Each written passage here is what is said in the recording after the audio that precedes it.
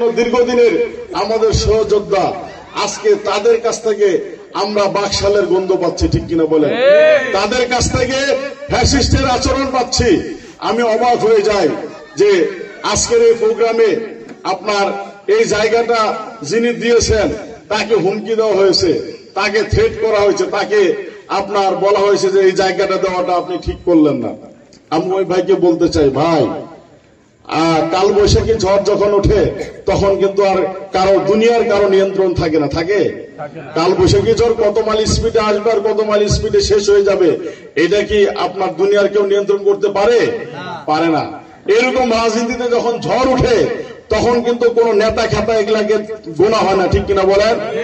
তখন কিন্তু নেতারা পালিয়ে যায় আর জনগণ জিতে যায়। আমি মনে করি দেবীগঞ্জে নতুন করে কেউ ইমু হোক, এটা আমরা কেউ চাই না, ঠিক কিনা বলেন? দেবীগঞ্জে কেউ বেয়াদবির রাজনীতি করুক, এটা আমরা কেউ চাই না, ঠিক কিনা বলেন? আমরা এইরকম রাজনীতি চাই দেবীগঞ্জে।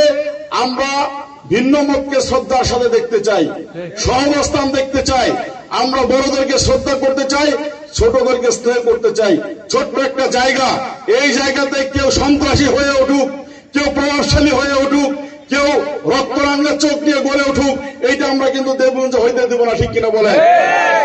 সম্মানিত ভাইরা, যদি কেউ জোর করে হইতে চায় আমাদের প্রতিহত করার দরকার নাই। আমি বিশ্বাস করি দেবীগঞ্জ পৌরসভার ভোটাররা সচেতন আছে। দেবীগঞ্জের এই নাঙ্গাভুকা গরিব মেহনতি ভোটাররাই তাদেরকে প্রতিরোধ করতে সক্ষম, ঠিক কিনা বলেন? সম্মানিত ভাইরা,